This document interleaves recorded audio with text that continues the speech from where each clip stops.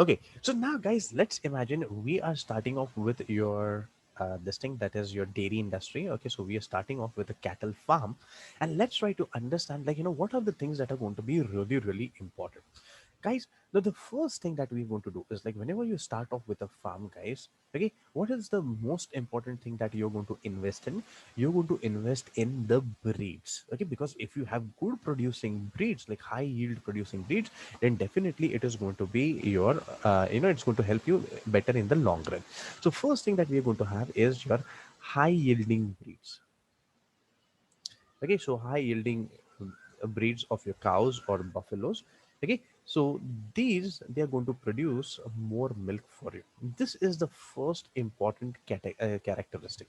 Second thing, guys, now if we have to take care of these breeds, so I just cannot, like, leave them just like that or give them any kind of diet, okay, which is not going to fulfill their nutritional requirements. No. So I need to first determine their nutritional requirements. Okay, now once I know their nutritional requirements, how many calories they are going to require during the day, then I can formulate their, the feed or the fodder according to their needs.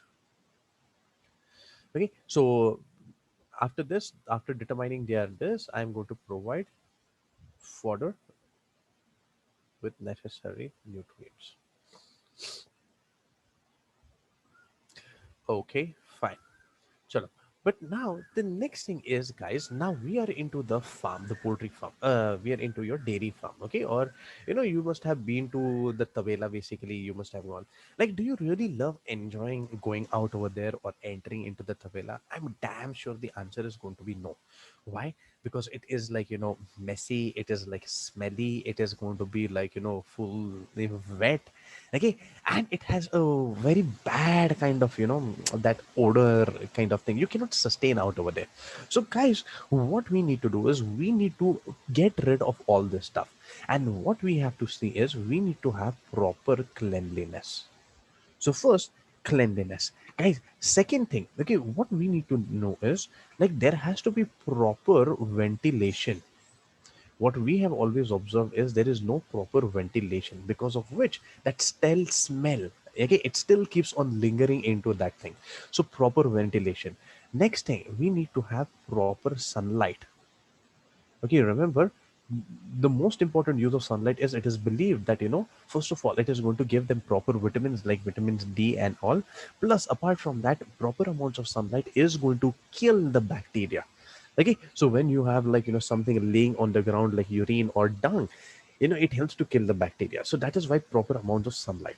Okay, but now after this, I need to take care of my, animals. So I need to check their health regularly. So how am I going to check their health? By consulting a vet. So you check their health. You are going to consult a vet. The vet is going to see if there are no diseases, which are lingering into your facility. And he takes care of all the, like, the diseases. Then if there is any, like, any kind of infection or any kind of, like, stomach upset, all these things are going to be taken care by the vet. Okay, what happens is generally, sometimes, see, if you have ever seen, like, how they are given water and all, there is a huge canal kind of a thing where water is always kept. Okay, now this water easily gets contaminated with microorganisms, right? Because it is just like they are lying out, it is going to be completely open. So it becomes a little difficult to maintain their health. So what happens, sometimes they suffer from loose motion, sometimes they suffer from diarrhea, sometimes, they have stomach upset, they don't want to eat anything. So all those things are going to be taken care by the vet. If they feel that the organism is, like, suffering from something really grave, immediately you are going to see that they are going to administer vaccination. Okay, so this is until we take care of the organism. But now after this, now what are we going to see, guys? We are going to collect the product, so we are going to collect the milk. But now, every day, the moment we collect the milk, guys, what is going to happen? We need to preserve this thing. I cannot just take the milk, keep it open onto the, like, into room temperature for a long time. I need to refrigerate it. So now what happens is, the next case, we are going to require preservation of the product. Second, if required, you need to have processing of the product, meaning any kind of simple filtration processes or any kind of your pasteurization process. And then once that, okay, so I just mentioned this can be your filtration, it can be your pasteurization. Okay, and once that is done, guys, then what it is ready for marketing.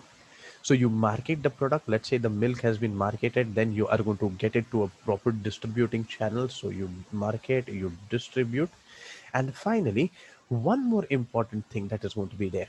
See, guys, whenever we have cattle, okay, what is the most important thing that you're going to get as a byproduct? You are going to get cow dung, or your buffalo dung. That can be used for making your gobar gas, which we have already seen. So, guys, that can be used as some kind of your sub industry to generate income for you. These are the things, guys, which you need to do, okay, when you start off with a poultry. Now, guys, these things, they remain the same whether you want to have a whether you have want to have a cattle farm, whether you want to have a poultry, whether you want to have any kind of your this thing. All these things should be maintained. Okay, only thing is, let's say you're talking about poultry. So instead of using high yielding breeds for milk, I will be using high yielding breeds for eggs or for meat. Okay, so that way, guys. So accordingly, we are going to make a little bit of changes. Okay, but now let's try to move ahead, guys. Let's try to see the next thing. Okay, so we have started with the dairy industry, we have this dairy farm, but now we need to start off with your organism. Which are the organisms that we are going to really look for? Okay, so we are into our dairy industry. Okay, so now, guys, first of all, I am going to go, like, whenever you go for the organisms, you have to go for high yielding. Okay, high yielding variety, and these varieties, guys, they have to be disease free. Disease, either disease free, or they have to be resistant to diseases. Okay, now why is it important, guys? Because sometimes what happens, I will just tell you. Okay, so let's say these are the udders. Okay, udders of your cow. Sometimes because of your milking and all, what happens, you are going to say mastitis. Okay, besides preservation, processing, you processing.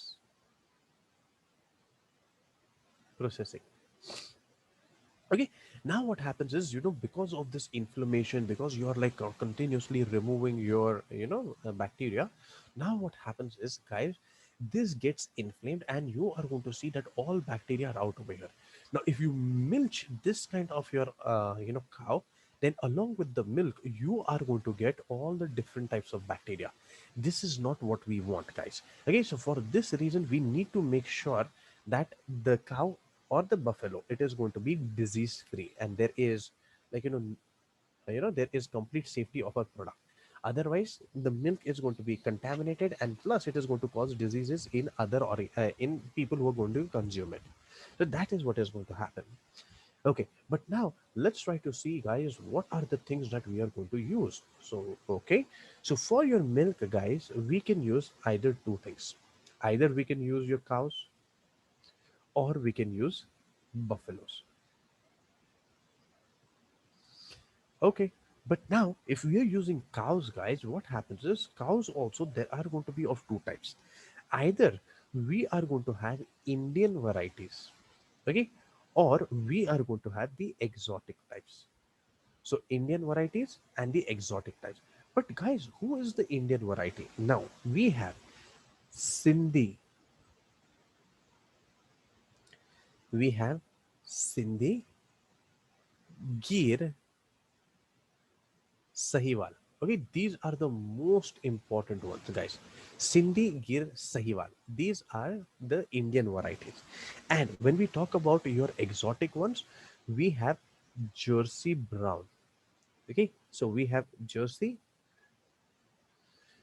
we have Brown Swiss, and we have Holstein. Okay, so Jersey, Brown Swiss, and Holstein. Okay, now you can always have like cross breeding and all. So basically, then there is like Holstein Frieswald, okay, current Swiss. So these are like some kind of your different cross breeds out over there. Okay, but now these are the cows that we're going to go for. But now, guys, after your cows, we are going to have buffaloes. Okay, but now, guys, buffaloes. Who are we talking about? We are talking about Jafrabadi. We have Jafrabadi. Okay, we have Mehsana, Jafrabadi, Mehsana, Murrah, Nili, and Nagpuri. Okay, so these are the important ones. Okay, but now, guys, the thing is, how are you going to remember this thing? Okay, see, how do I remember this thing? So I remember this as SGS. Okay, Sunil Gavaskar's sisters. This is like a common thing which I always keep it in mind. Okay, if you remember, we had also done this thing, Sunil Gavaskar says BCG hips, okay, in your freely movable joints. So SGS, that is Sindhi Gir Saiwal, Jai Ho. Okay, so Jai Ho, so Jai Ho. Okay, I remember this thing is Sindhi Gir Saiwal, Jai Ho, and Jamuni, Jafrabadi, Mehsana, Murra, Nagpuri, and Nilli. I remember it in this fashion. You can create your own acronyms. Okay. However, guys, never mug this thing up. Make some kind of acronym for this because you don't want to waste your energy. Remembering who is who out over here. You just keep these names out over there, and that should be good enough. Okay. So, guys, these are some of the breeds that we are going to require. Everybody okay with this thing, guys? Okay, other types of breeding and all we are going to talk about it, but we will talk about it a little later. Exotic. Exotic meaning the foreign varieties.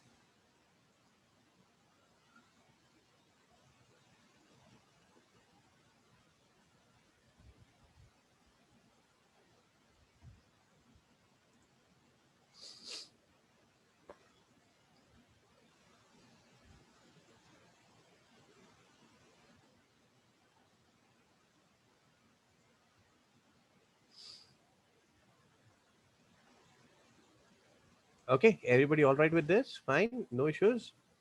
Do buffaloes have exotic varieties? Yes, there are exotic varieties, but not there for you. Okay, there is one more in buffaloes, that is your surti. Okay, if I don't know whether you guys have heard of this thing, there is surti as well. Okay, but then this is some extra information if you want. So if you remember, then this can be jamunis. Okay, anyways, chalo. So guys, now after this, guys, we are going to move on to the next one, that is going to be your poultry. Guys, remember once again, management of poultry is going to be almost the same thing. Okay, the things remain the same. Only thing, instead of high yielding breeds or for more milk, you're going to add high yielding breeds for your eggs or for your meat. That's it. Okay, so let's try to move ahead, guys, and let's try to see poultry farming.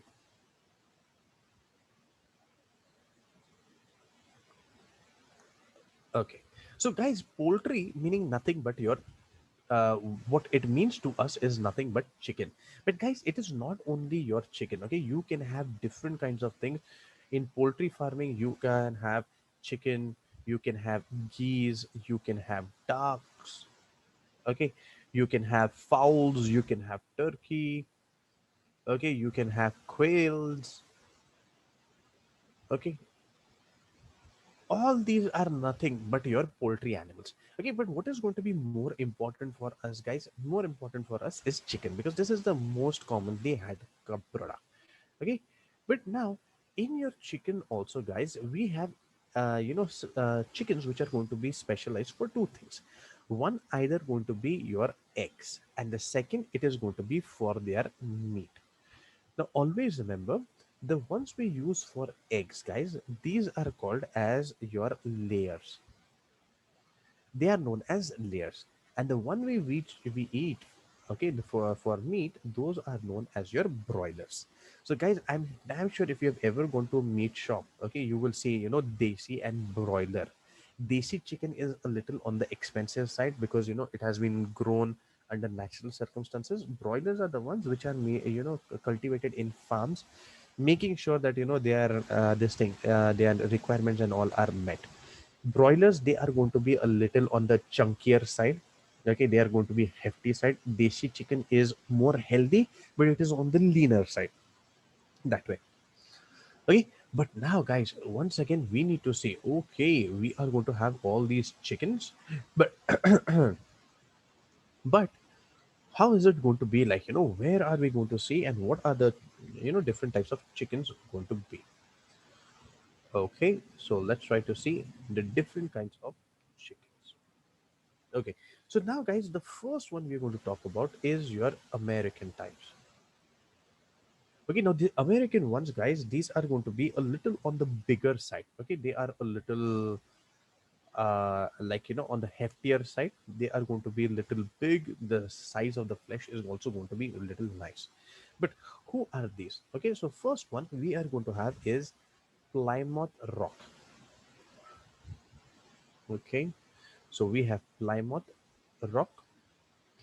Okay, second one we are going to have New Hampshire. Plymouth Rock, New Hampshire, and Rhode Island Red.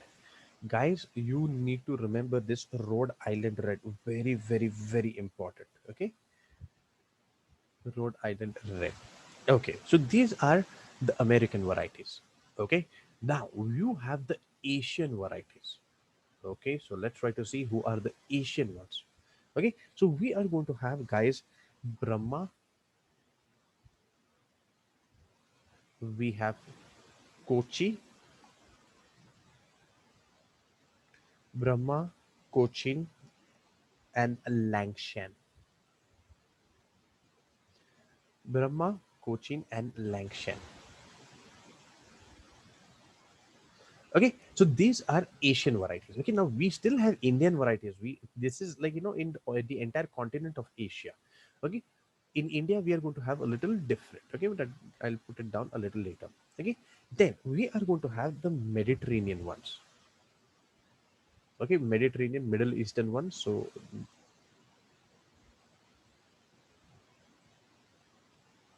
okay, so in your Mediterranean ones, guys, we are going to have two ones. Okay, we have Minorca. First one is Minorca, and the second one, guys, we are going to have your Leghorn. Once again, guys, Leghorn, you need to remember this. This is very, very important. Leghorn is going to be like, one of the best layers. Okay, this I will just make a note out over here. This is the best layer of them all. Okay, whereas the Red Island Red and all, okay, we'll once again talk about it. They are going to be best broilers. Anyways, chalo. So now we have the next one, that is Mediterranean. Okay, so this. Okay, after your Mediterranean, guys, we are going to have the English varieties. Okay, so let's try to see how is English variety. Okay, so the English variety, guys, we are going to see only one, and what is that? That is Australorp. We have only one, Australorp. That's it. And guys, finally, after your Astrolab, we are going to have the Indian variety. Okay. And in Indian variety, we are going to have, guys, Kadaknath. Okay, now this, guys, if you have ever heard, has anybody heard of Kadaknath, guys? Kadaknath is known for something. Anybody, anybody, anybody. Yes. Can anybody tell me what is the like, one specific thing about your Kadaknath? It lays eggs in other murgi. Okay. Siddhi has given me the right answer. Guys, you know what? This is nothing but your black chicken. The flesh is completely black. And guys, this is like one of the most expensive chickens out over there. 1 kg of Kadaknath is around 600 to 700 rupees. Okay, whereas our normal one, it is going to be around 200 to 30 rupees. This is really, really expensive, and this is like, a simple quality Kadaknath I'm talking about. High level Kadaknath, they can go up to like 1,000 rupees per kg. Okay, very, very important thing. Like, this is like the black chicken. Okay, so black chicken. Okay, so we have Kadaknath, then we are going to have your Chittagong, Asil, Brahma. Okay, so yes, yes. But that process is also follows for the other this thing also, hens as well. Okay, so guys, this is Chittagong, Asil, and Brahma. Okay, now guys, the question is. Okay, black chicken is more nutritious. Yes. Do they taste different? Yes, the taste is a little different. Okay, because of the compounds and all which are in the muscles, they do taste a little different. It is actually considered to be more delicious. Okay, yes, yes. Okay, so guys, now once again, okay, so we had like this entire thing. I told you Leghorn, it is going to be the best layer. But then what about the other, the broilers, okay, who are going to be known as the best broilers, guys? So for that, I told you, see, Rhode Island Red, Plymouth Rock. These are going to be like, the Plymouth Rock. This is going to be one important broiler. Rhode Island Red, this is another important broiler. Okay, we have Asil, Brahma, and Kadaknath.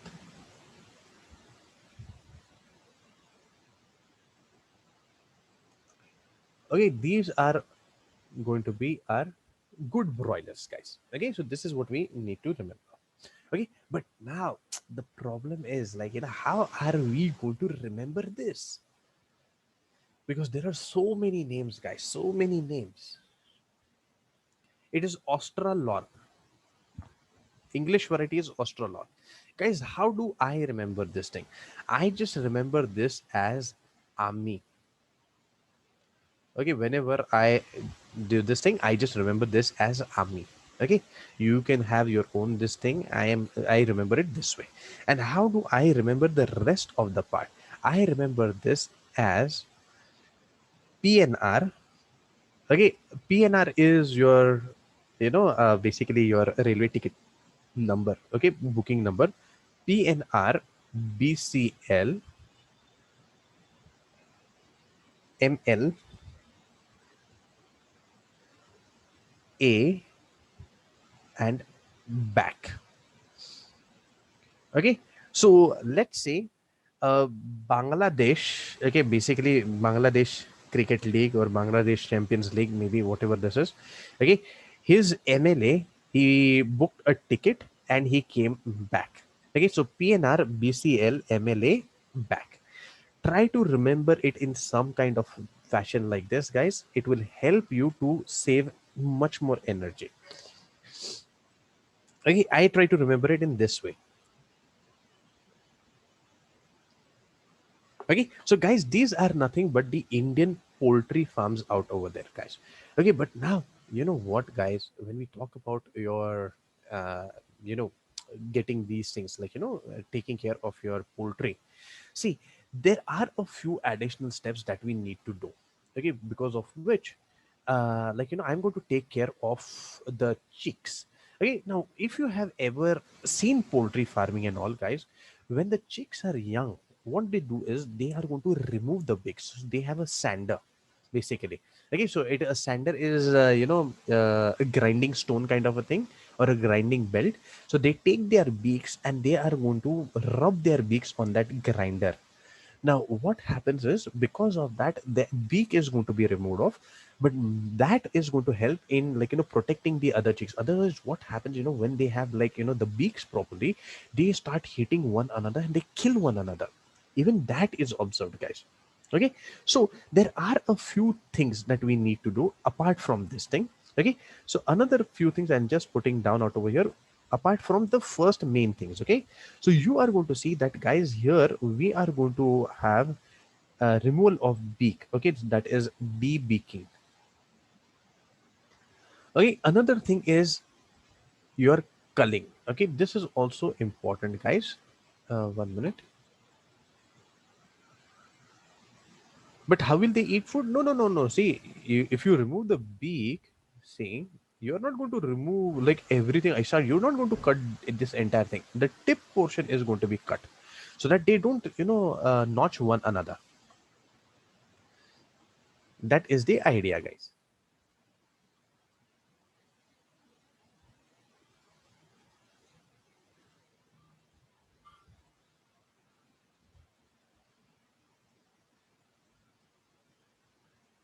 Okay, and other thing is, like, what is culling? Culling meaning, guys, you know what?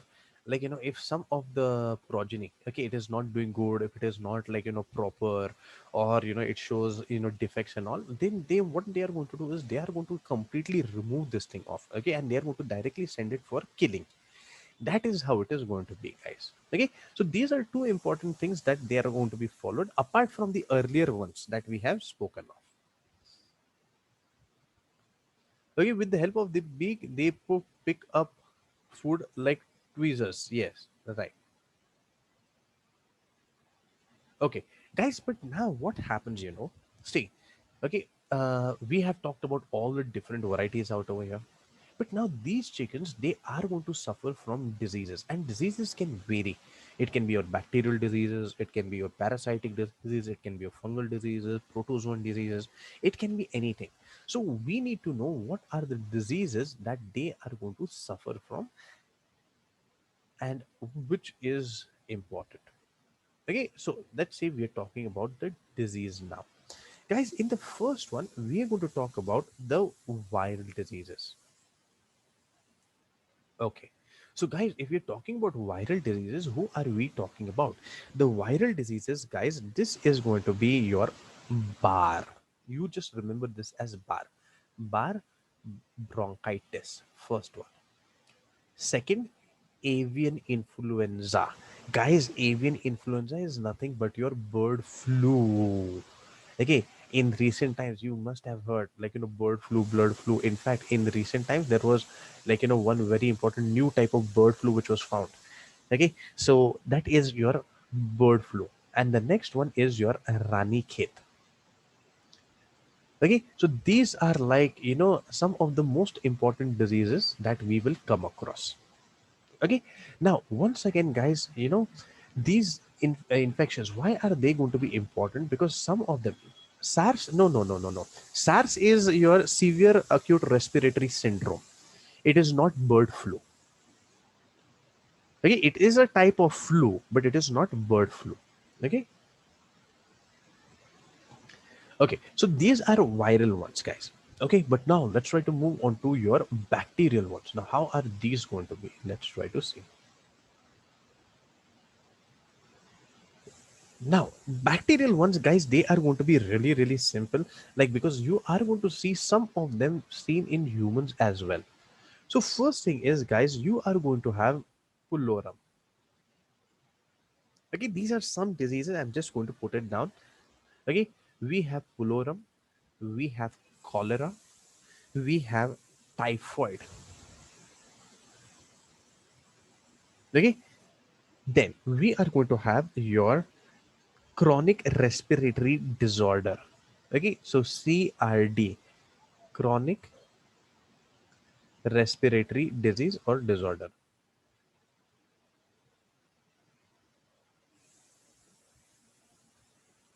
Okay, and then after that, we have your enteritis. Like, just like how we have gastroenteritis, same way they are going to have enteritis. And the last one, guys, they are going to have TB. Okay, Once again, guys, how are you going to remember? Let me just put it down. This you remember viral as bar, bacterial you remember this as PCT-CET. Okay, doesn't make sense, but PCT-CET, just remember it this way. Okay, then after that we are going to have, guys, the next one, that is going to be your fungal diseases. Okay, fungal diseases you are going to remember them as fat. So first, what are we going to have, guys? We are going to have flavors. So we are going to have flavors. Now, generally, what happens in flavors? Flavors is also known as, your thrush, oral thrush, meaning all that bacteria, I mean, the fungi, that is especially your yeast. Okay, they are going to start, covering your entire mouth. Okay, so that is flavors. Second one, we are going to have your aspergillosis.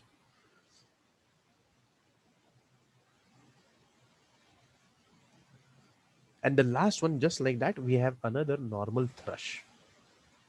Okay, once again, this is going to cover your entire mouth. Okay, so this is our thrush.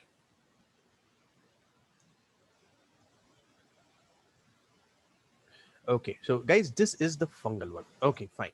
Let's try to move on to the next one, guys. We are going to have, okay, you remember this as fat, or fat. Okay, then the next one, guys, we are going to have is your protozoan diseases. Now, in protozoan, there is only one.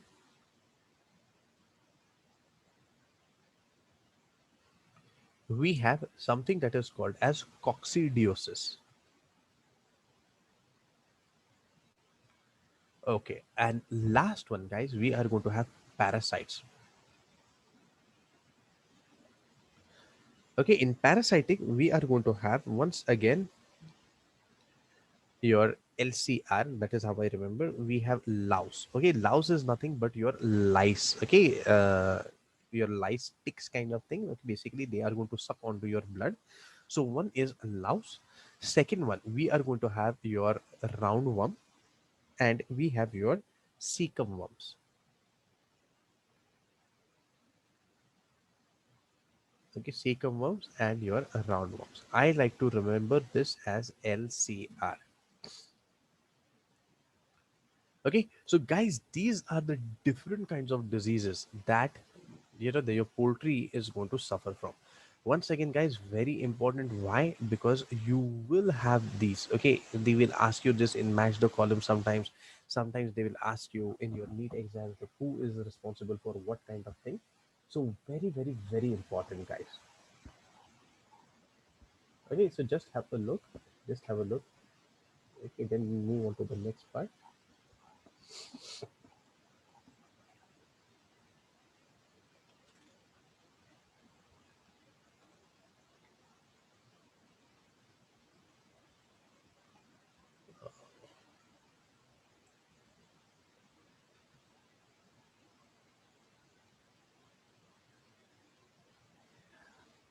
Acha, by the way, guys, what I want to ask you is when someone is messaging onto this thing, okay, onto the chat box, is it visible to everyone or is it like visible only to me?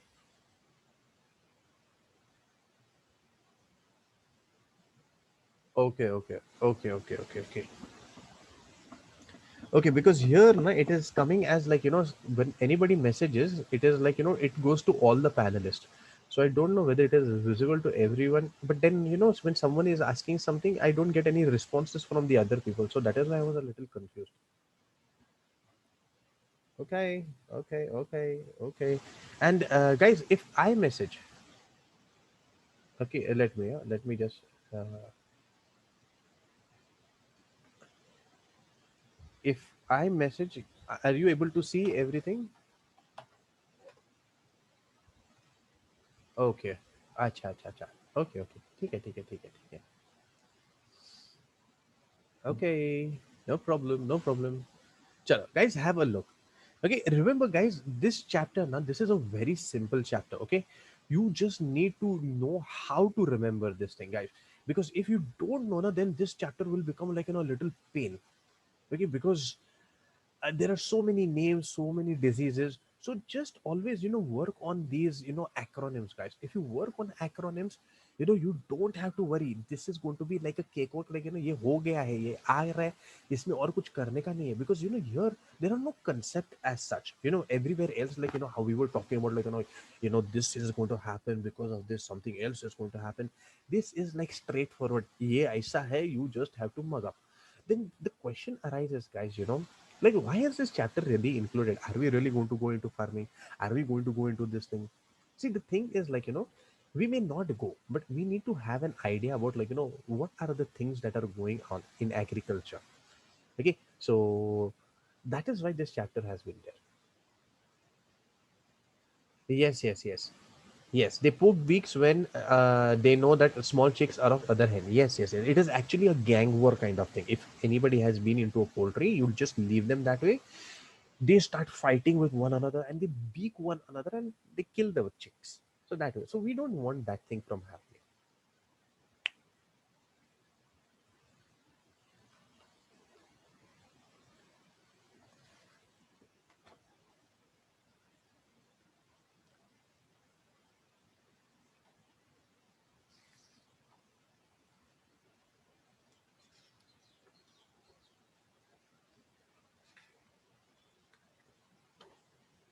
Okay, chalo. So guys, let's try to move ahead, guys.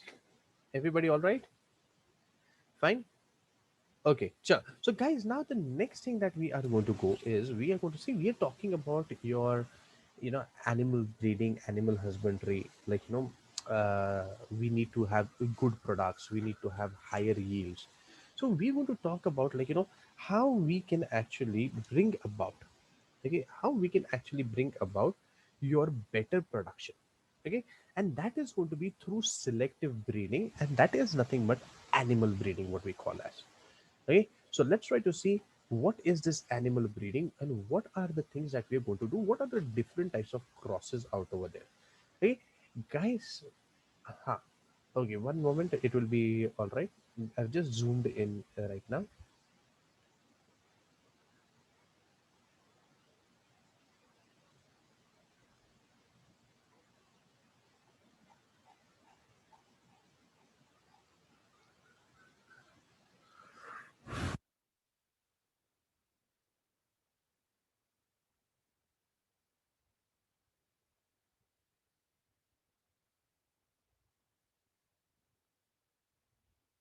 Okay, it is fine now, guys.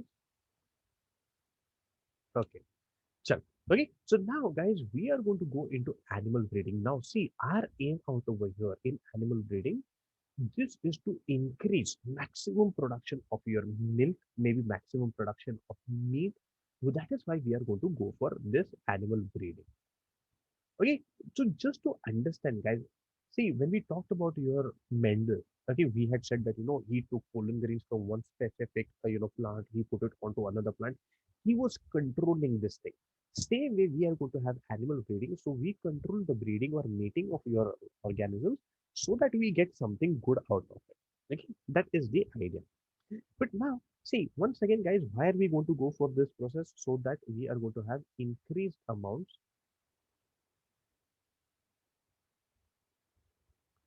of meat or milk. Okay, and then on the other side, guys, for how long do I need to do this thing? This annual breeding processes, guys, generally I need to do this thing for 4 to 6 generations. Okay, it has to go on and on for 4 to 6 generations. Then after that, we are going to get, like, really, really nice kind of your organisms. That way. But guys, animal breeding as such, okay, we can divide this thing into two important parts. Okay, so first thing, we are going to have something that is called as inbreeding. Okay. Now, inbreeding, guys, inbreeding meaning in one simple sentence, it is marrying within the same family. Meaning you are going to marry your sister, your brother. Are we really going to do that? No. Okay. How many times have you heard that, you have married your sister? No, it is not that way. Because we will not do that. Why? Because now there is a scientific reason behind this. See, uh, one minute. Okay, okay. Take it. Okay, so now, guys, what happens is, see, in your inbreeding, basically, when you marry your own like sister, okay, your genetics are going to be so similar that the chances of all the recessive alleles to be expressed is going to increase a lot.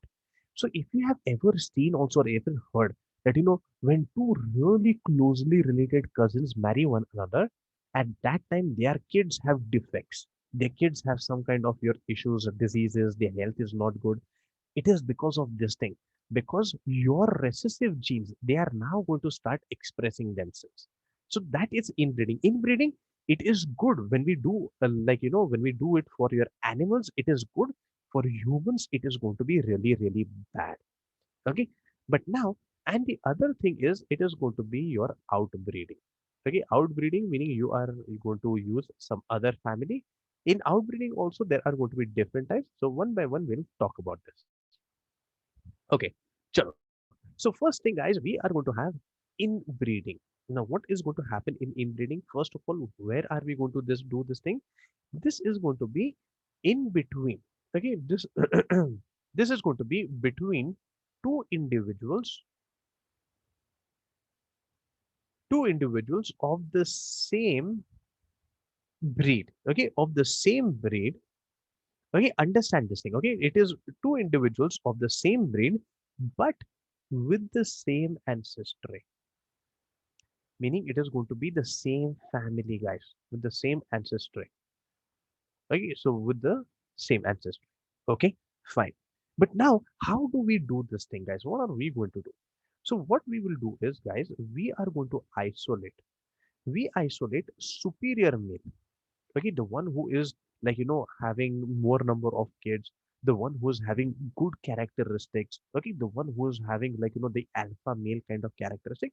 So we isolate that superior male, okay, from that entire herd, and we are going to select a superior female.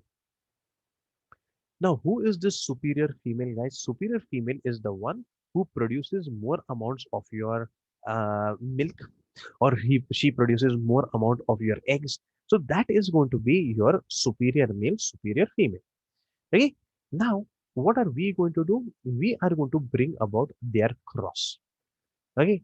And now, when we bring about their cross, we are going to get progeny, the young ones. Now, when we get the young ones, guys, from those young ones, now once again isolate superior male and female. Isolate superior male and female. And guys, you have to continue doing this thing for the next 4 to 6 generations. Okay, repeat for 4 to 6 generations. And guys, after this, what is going to happen? You are going to get exactly the desired characteristic. Desired characteristic. But then, guys, because we are selecting only certain characters. So let's say we were looking at more kids. Let's imagine more kids, and we are looking at more milk. Okay, so slowly we are concentrating only on that, guys. Okay, the rest of the characters I am not going to be considering at all. Okay, more kids and more milk. Slowly, by the fourth or the sixth generation, we are going to get, you know, only those things who are going to give you more kids and more milk that way. But rest of the characters, I am not going to consider. Okay. Now, guys, what is this going to do? Because you are focusing only on one particular aspect, guys, this is going to result in concentrating of homozygous genes. So this results in concentration of homozygous genes, because you are selecting only that thing, guys. Okay, and because of this, because you are selecting homozygous genes, guys, we call this thing as Mendel's homozygosity. This is termed as Mendel's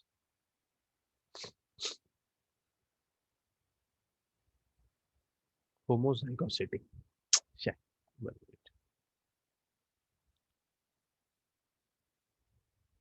okay.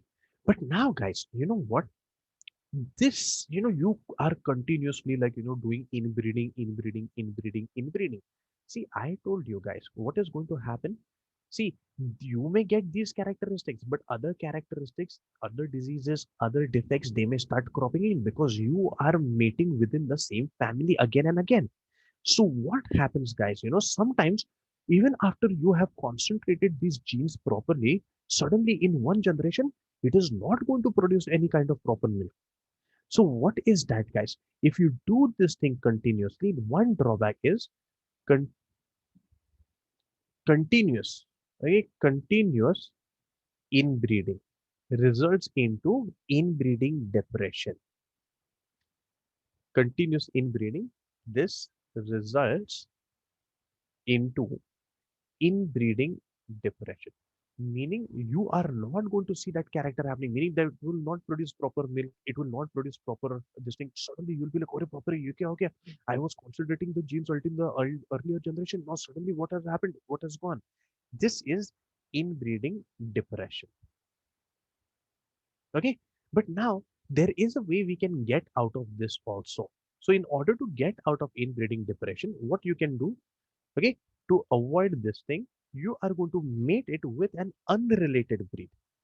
So mate that organism with unrelated breed, meaning from a different family. Now, if you do this thing, then once again you can incorporate the good changes, the good genes in it, and once again you can start concentrating in the next 4 or 5 generations, and until inbreeding depression comes in. Okay, everyone getting this thing part, getting this part properly, guys. Okay, just understand this thing, guys. Here, inbreeding meaning you are just going to breed within yourself, meaning between the same family members, which is not good. Okay, it is going to result later on. It is going to result into your defective progenies later on at some point of time. Okay, everybody all right with this thing? Sure, just have a look, guys. Okay, let me know if you're okay with this. Then we are going to go into your outbreeding. Okay, in outbreeding also there are like different things, guys. So it becomes a little, yeah. Yes, yes, yes. I will give you a break for 5 minutes. Yes, I know, I know, I know. But first, is everybody okay with this thing, guys?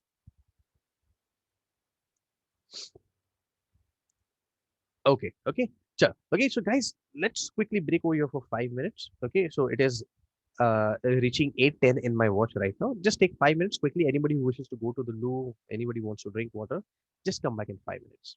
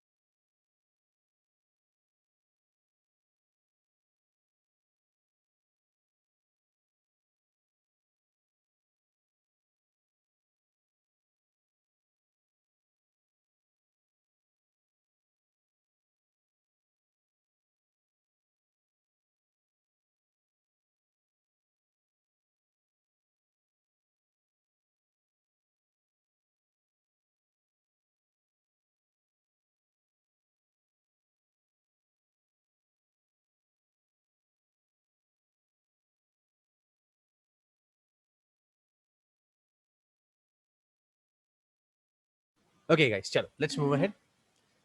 Okay, so now, guys, the next thing that we have to talk about is something that is your outbreeding. Okay, now see, inbreeding meaning it was between the same family. Okay, it was inside the same family. But when we talk about outbreeding, things are going to be a little different because outbreeding can be of three different types. Okay, so let's try to see. So, first of all, guys, when we talk about your outbreeding, outbreeding can be divided into your three main types. Okay, so the first one, guys, what we have is we have something that is called as outcrossing. Okay, so guys, what is outcrossing? See, it is going to be a cross between two individuals. Okay, now guys, keep a look at this thing. Okay, this is going to be a cross between two individuals of the same type, but with different ancestry, but with different ancestry. And now, guys, if we are talking about this, see, what had we said? We had said right out over here, see, in order to overcome your inbreeding depression, mate with unrelated breed, and that is nothing but this thing, guys, outcrossing. So what is the importance of this thing, guys? Outcrossing, this is the one which helps to restore, it helps to restore the productivity of the progeny.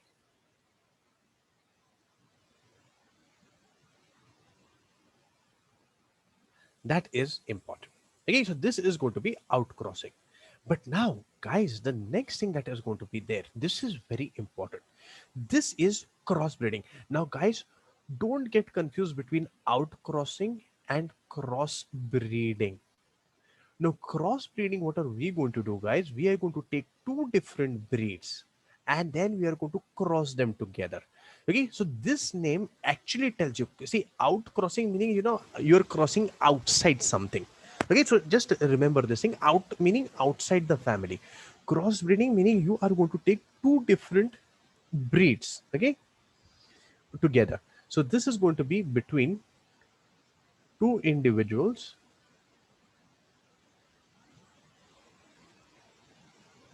of different breeds. Okay, and now what are we talking about, guys? We are talking about one that is Hizardail sheep. So basically, guys, we have got this Hizardail sheep, which is like a very important sheep, and this is obtained by a cross between Bikaneri Eves, Bikaneri Eves, and Merino Rams.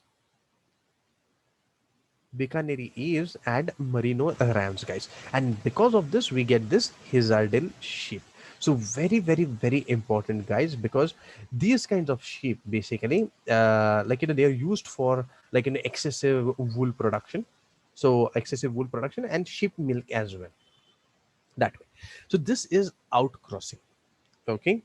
So what are we actually looking at out over here, guys? So we, in this case, we are trying to, the aim is to combine good properties.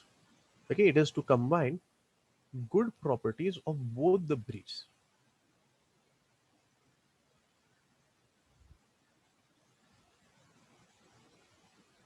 That is what is the aim in this case, guys. And then the next thing that we are going to have, guys, this is going to be your interspecific hybridization. Okay, so interspecific hybridization, what is this? Okay, so guys, interspecific hybridization, here you're going to mate between two individuals of different species altogether. Okay, so this is going to be two individuals of different species altogether. Absolutely right, Komal. Yes, we are talking about mules only. Okay. However, guys, you know what is the most important problem regarding this? First of all, this is not at all, not 100% successful. There is no guarantee. Okay, not 100% successful. And the second thing, guys, whatever progeny you are going to produce, that progeny is always going to be sterile. Yes, it is going to be infertile. So progeny cannot reproduce and give rise to new organisms once again. So guys, who are we talking about? The most common example, okay, that is nothing but your mule. Okay, so what are we going to have, guys? We are going to have a donkey, and when you cross it with a horse,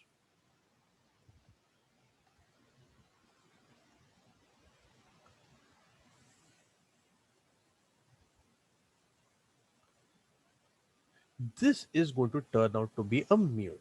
Okay, a donkey and a horse. Now always remember, guys, okay, uh, who is going to be like the male or the female. Okay, so always remember, whenever we talk about the first one is male, the second one is female. Okay, so always remember that. So okay, so this is going to be a mule. Okay, now guys, I'm going to tell you something very important. Okay, donkey, see, always remember, the first one is male, the second one is female. Okay, but now guys, if I reverse this thing, I have horse is male and female is donkey. Okay, then this is going to be hiney. Okay, this is known as hiney. Okay guys, keep this thing in mind. Okay, because the reason is horse is known as horse, but the female, it is known as jenny, this way. Okay, okay, so this is one, but guys, we have like more number of thing out over here. So for example, let's say we have zebra and we cross it with horse. What are we going to get, guys? We are going to get zos.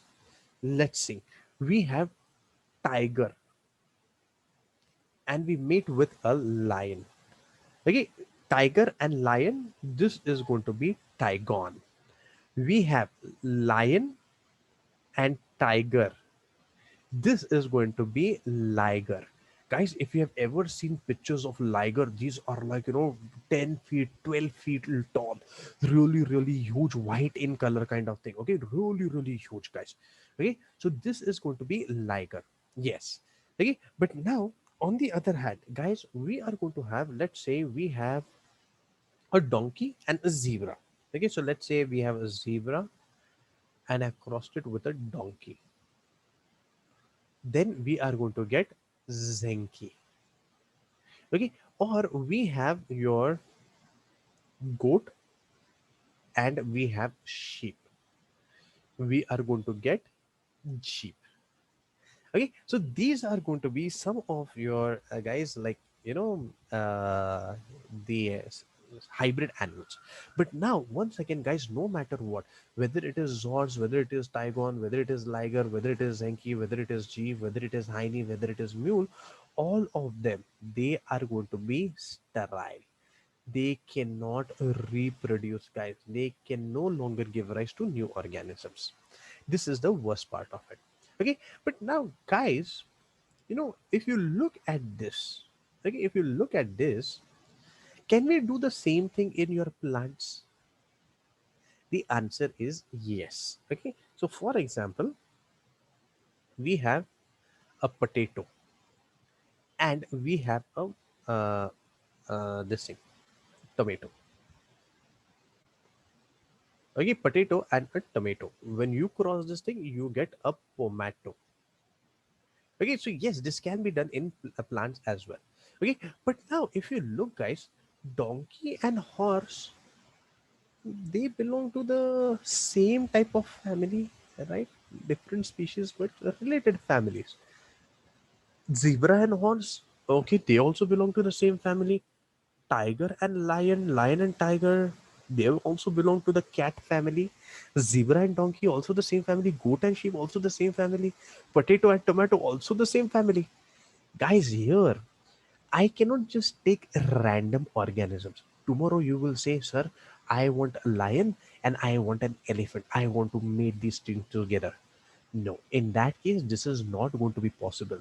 See, this is going to be possible only between two individuals of different species, but related family. Yes. Okay, so related family. You cannot go like, hyper crazy out over here. I will take snake and I will take, let's say, I will take a peacock. Okay, no, it is not going to happen that way. Okay, so it has to be somewhere nearby your related family, then only this is possible. That's it. That is what we need to know with regards to the different types of your outbreeding. Guys, once again, say, let's imagine the first one, out crossing, meaning out, meaning outside the family crossing. Okay, then we have crossbreeding. You are going to see your this thing.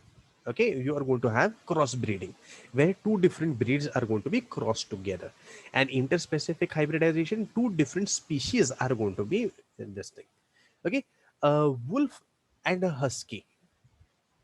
Someone is saying yes, wolf and husky. Yes, you are going to see that they can also produce your this thing, uh, uh, your basically crossbreeds. Okay, also remember, like when we started talking about this, like the German Shepherd lineage, the German Shepherd, the Husky. Okay, those are all going to be like mating between like wild dogs, like the foxes and the wolves, basically wolves and dogs. And that is how we started getting that German Shepherd lineage.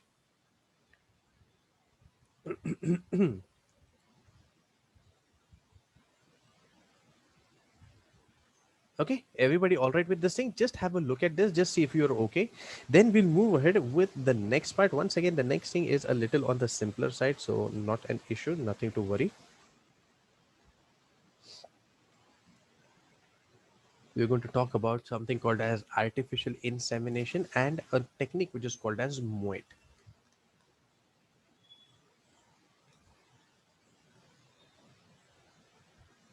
Okay, everybody all right with this, guys? Quickly tell me yes or no, yes or no, yes or no.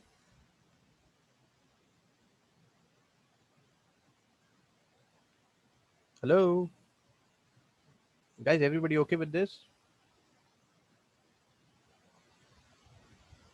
Okay, chalo. So guys, now the question is, okay, so we are talking about chalo outcrossing. See, inbreeding, it is still fine because it is between the same type of your organisms. They can fall in love with one another and they can mate with one another. Outcrossing also I can do it because it is of the same type. But now guys, crossbreeding and interspecific hybridization. Now, see, if there are two different, breeds altogether, there might be a possibility that they may not like one another because both of them, their temperaments are different, their way of doing things are going to be different, right? So, there is a possibility that they may not like one another, and then mating may not happen. And in fact, in the case of your interspecific hybridization, guys, mating naturally it is not possible because you cannot take a donkey and you mate him with a horse, or you take a horse you mate him with a donkey. It is not generally possible that way. It is difficult. So I need to overcome this barrier. How will I overcome this barrier, guys? And that is going to be by using artificial insemination. Okay, guys, these days we use artificial insemination in humans as well. Okay, but then this is for your animals. So we are going to go with artificial insemination. So now what is this, guys? How are we going to do this thing? Okay, so guys, first thing that we're going to do is by some or the other way, we are going to collect semen. We're going to collect semen from the male. Okay, that is the superior male. Okay, so from the superior male. Okay, and now the moment we have collected the semen, guys, we have two different parts in front of us.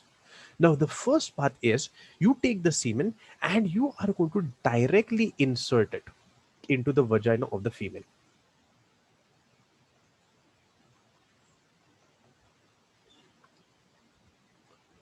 Directly insert it into the vagina of the female. Okay, directly. Now how are you going to do it? Like, you're going to carry like a spoon or something, and then you're going to put it out over there? No, guys, what we do is we are going to take the semen, we are going to collect it in some injection. That injection, guys, the top portion where we have the needle, we are going to replace it with a huge tubing kind of a thing. Okay, a huge tubing, but a sturdy tubing. Then you're going to take that thing, you're going to take it and put it into the vagina of the female, and then you're going to inject the sperms directly in the uterus, guys. Okay, so that is going to be this thing. Okay, so into the vagina of the female. And the second way, guys, okay, now let's imagine the male, okay, that is the superior male, he is not in town. Okay, he is going to be from a neighboring state or something, but I still want to use his sperms. So in that case, guys, I have to go for freezing it. Okay, so in the next case, what I can do is I can freeze it. Okay, using your liquid nitrogen.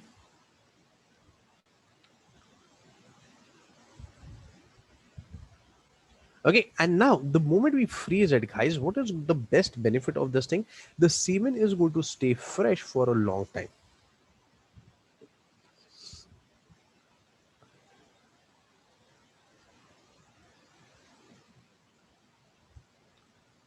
Okay, and now once we have got the semen at the place where we have the female, then you are going to insert it into the female as and when required.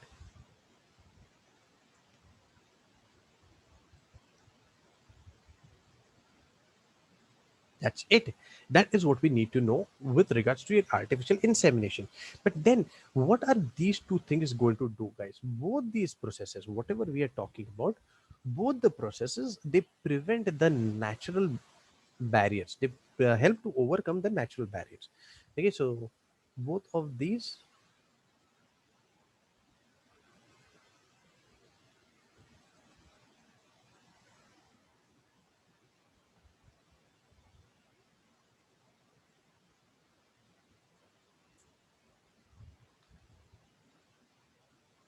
Shit, what is happening?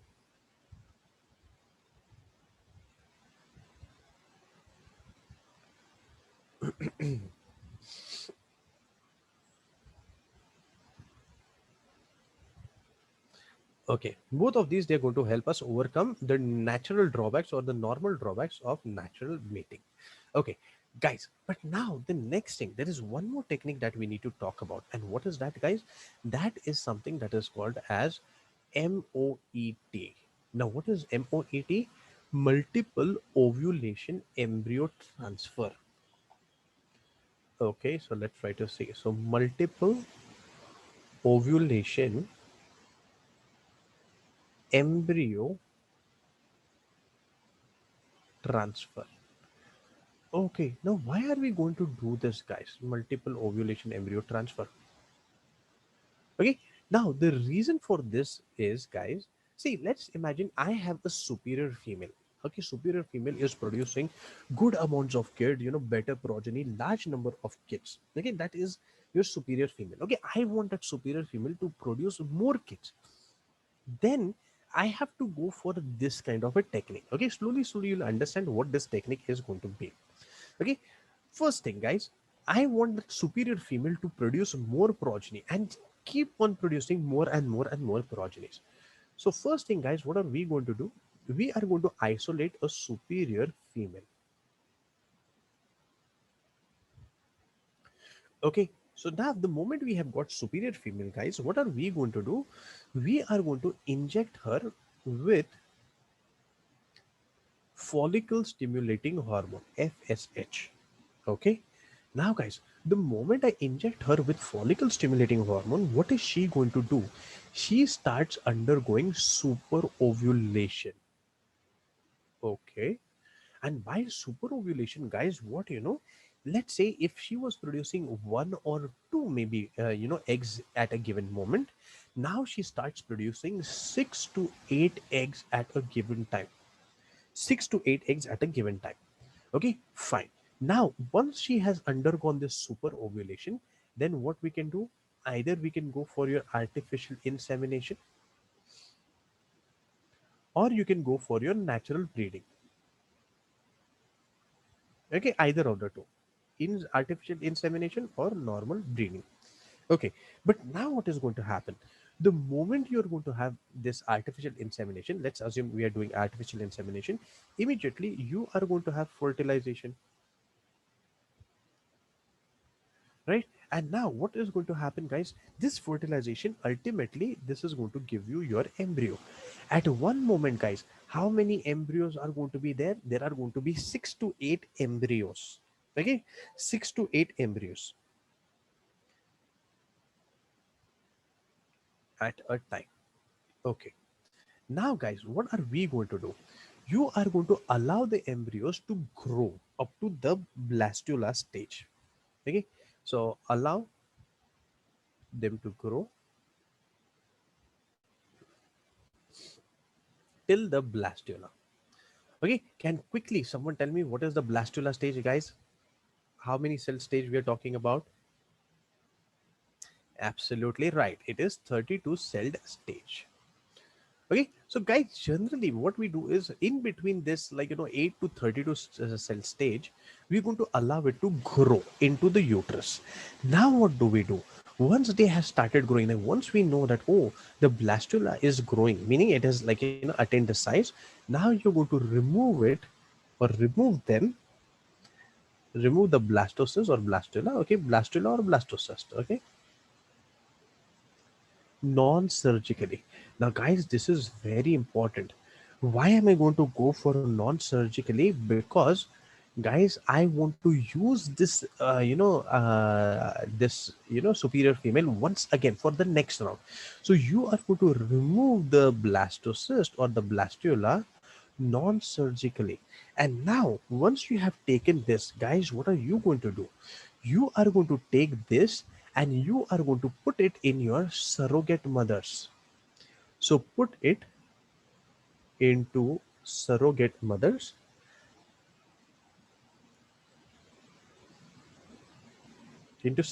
because they are going to further carry the development of the babies. But now guys, where these, okay, these surrogate mothers, they have already been injected with your pregnancy hormones, so that their body feels that, oh, they are pregnant and they can take this embryo. Okay, injected with pregnancy hormones. Okay, so they put it into your surrogate mothers. But now here inside the surrogate mothers, what is going to happen? They will develop into new individuals.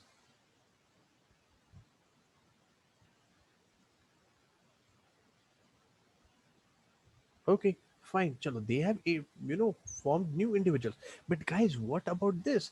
See, our this thing, okay, the original mother, this, okay, this is still remaining. Now she is free for having the second round. So this original mother which was there, the superior female, now I will say the superior female, she is now ready for the next round of your super ovulation.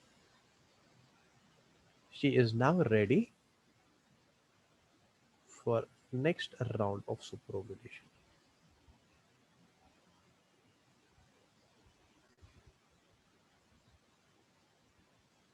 That's it. That is what we need to know. Your, what about your multiple ovulation embryo transfer? Now guys, in your exams, okay, in your exams they ask you, like what are the methods, okay, of your what are, mm, there's one question, artificial insemination. They will ask you, okay, what are the other methods apart from natural insemination? So we have this artificial insemination one, we have this moat. Okay, this is another important thing. You have to add it into the reproduction wala answer. Okay, this is going to be there. I'm sure in reproduction, ma'am must have talked about super producing uh, this thing, your rats or mice.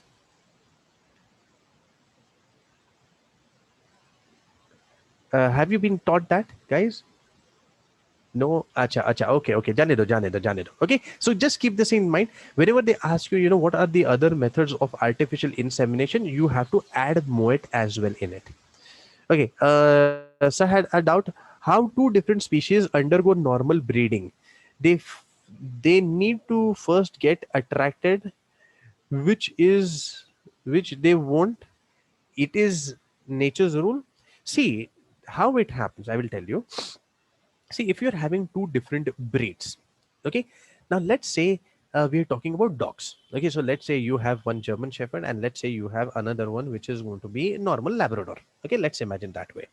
Now what happens, guys, these animals, they have heat cycles. Okay, so heat cycles is what, basically, just like how we have our menstrual cycle.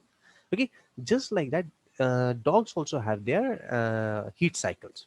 So whenever a female is on the heat period, okay, at that time she is going to be very receptive, and she's always going to be looking to have sexual reproduction. In that case, guys, when she is on this heat period, you keep another male of any other breed, okay, besides her, the tendency of her to mate with that other breed is also going to be high. It is that way. And how it is going to happen, these the dogs, they smell one another. So immediately they come to know, oh, this female is ready for mating, so immediately that will happen. Same way it is going to happen in other organisms as well. And that is how you bring about. But sometimes what happens, see, once again, I'm sure your ma'am must have taught about this thing, like, there is this isolation kind of mechanisms. So basically in isolation, what happens, sometimes, because the two breeds, they are going to be different, what happens, their genitals, they are also going to be different. So they they develop in different manner. So one person's genital is not going to enter into the other breed's genital. In that case, can we have a proper meeting in that case? No. Then we have to go for your artificial insemination only, that way. So it is, that is how we are going to go. Okay, so where it is possible, we'll bring about normal mating. Where it is not possible, then we'll have to go for artificial insemination. Okay, everybody all right with this technique, guys? Okay, remember this technique, it is also done in your rats, where we are going to bring about super ovulation of your rats. Uh, in your, especially in the case of your antibiotic testing, vaccine testing, we do this kind of thing. The turnover period for a rat is 21 days, meaning in 21 days she is going to have babies once again, that way. And the main part is, the babies that are produced, they are going to be in large numbers, huge numbers. So you can always go on, like, like in 21 days you can repeat the experiment, that way. So we will go for, yes, yes, something same kind of technique, some same kind of technique.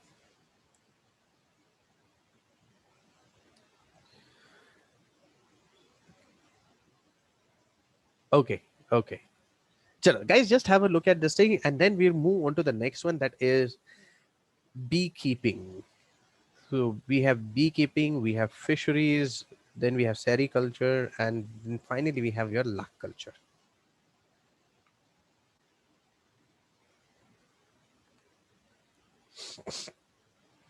Okay, guys, just let me know once you are okay with this. Okay, guys, always remember this Moet technique will be asked in your exams, okay, for 2 marks. Okay, this is like a very important thing, Moet. Okay, sometimes, if you have not read, then what happens when suddenly you don't understand what is this Moet. Okay, so keep this thing in mind.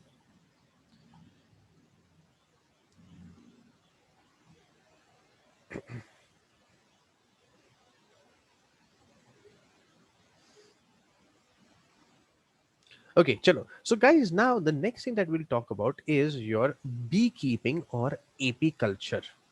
So let's try to see what really happens in that apiculture, like, how things are going to be like. Okay, so basically apiculture is nothing but rearing of your bees. Okay, rearing of bees for what? It is for your honey. It can be honey, it can be your royal jelly, it can be your wax. Okay, it can be even your pollen grains. Okay, that way. So for all these things, okay, we are going to go for your apiculture.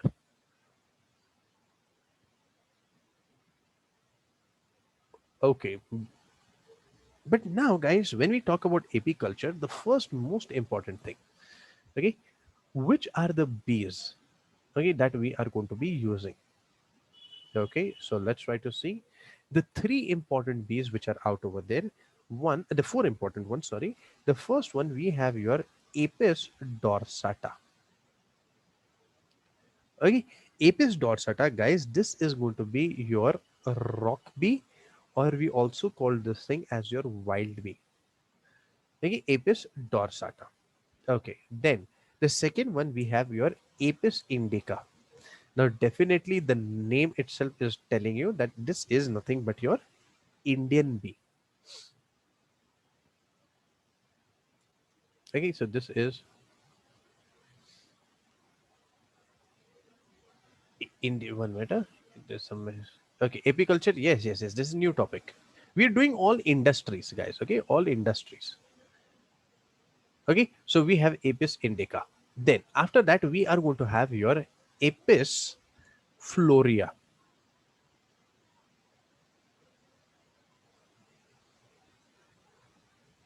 And Apis florea, this is also known as your little bee.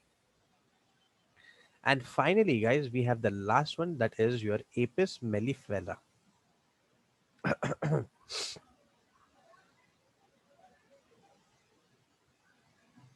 Okay, Apis mellifera, and this is your European bee.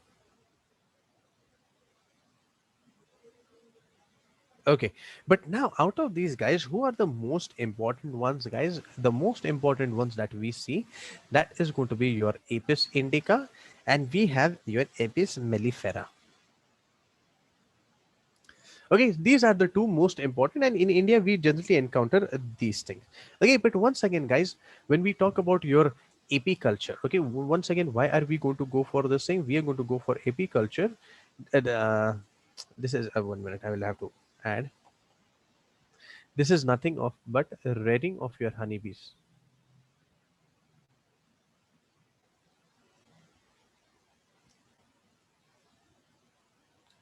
for producing certain products like honey. We have beeswax. Then we have a royal jelly. Okay, we have some glue as well. Okay, that is called as propolis. That is bee glue. Okay, and finally, guys, we have something that is also known as your bee venom. Okay, bee venom, and I told you pollen as well. So pollen also. Okay, so all these things, they are going to be like, the products that we are going to go for. My question is, guys, have you ever seen a royal jelly by any chance? Anybody? I will tell you a very nice example. I mean, if you have ever heard of it or you seen it. Okay, so basically, guys, my question is, like, have you like ever had this thing, uh, gola gola, barfacha gola.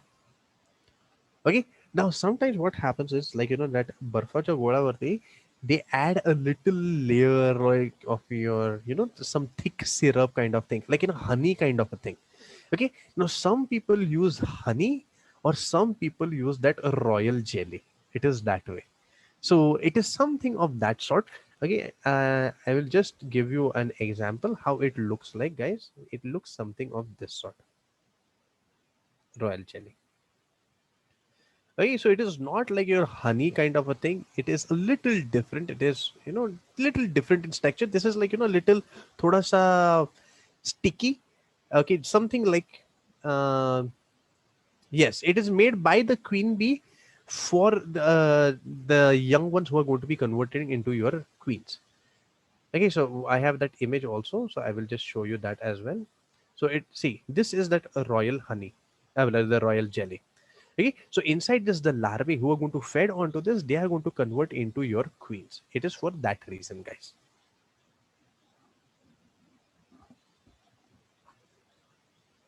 Okay, so this is what is your apiculture is going to be.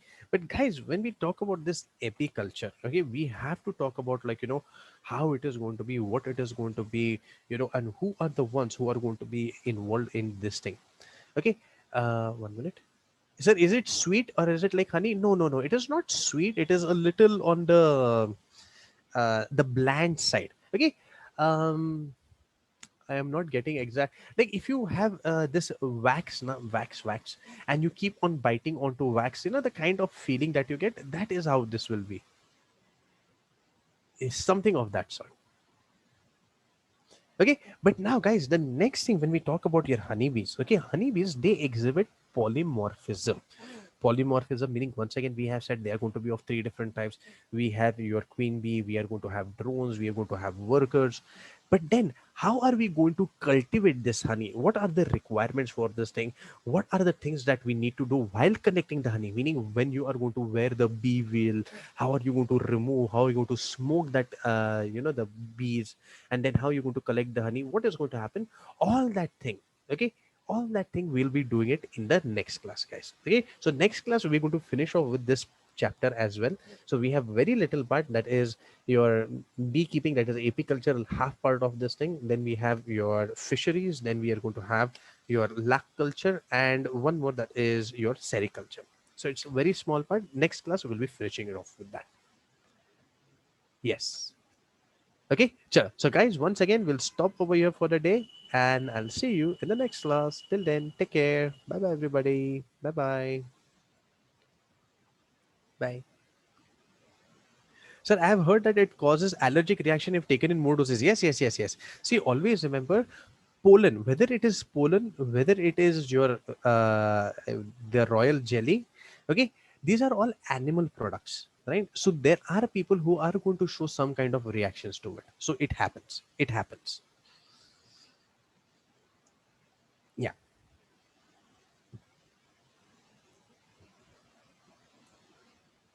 Okay, bye bye. Bye, everybody. Bye bye.